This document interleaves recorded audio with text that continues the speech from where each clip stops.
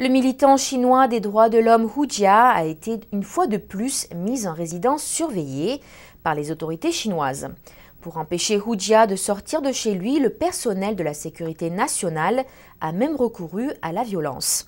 Hu Jia a confié à NTD que le Parti communiste chinois n'a pas cessé de le harceler, et ce depuis le mois de septembre.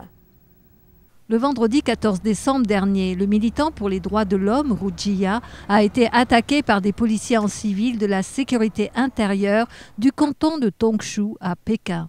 Hu Jia était en train de quitter son domicile lorsque le commandant d'escadron Su Lijun l'a agressé.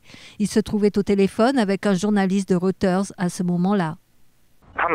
Ils avaient envoyé 3 personnes pour m'arrêter. Ils m'ont poussé, frappé à la poitrine et sur les épaules. Ils étaient 3 à me frapper en même temps. Ils étaient très vicieux. L'un d'eux a même conduit sa voiture sur mon chemin que j'empruntais. L'attaque a duré environ une demi-heure. Hu Jia avait l'intention d'assister à une cérémonie à la mémoire de Li Julian, une victime de la révolution culturelle. Mais ce voyage a maintenant été empêché. Selon Hu Jia, Zhu Yi, le présentateur de la cérémonie, a aussi été emmené par la police le jour d'avant.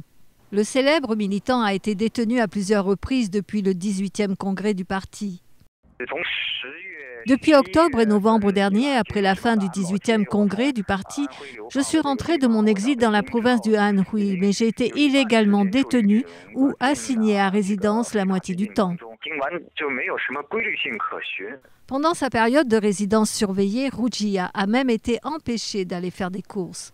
Des internautes qui ont entendu parler de sa situation lui ont rendu visite et apporté des légumes. Avec l'approche du Nouvel An chinois, Hu Jia n'est pas sûr quand il sera libéré de ce nouvel épisode de détention arbitraire. Nouvelle NTD.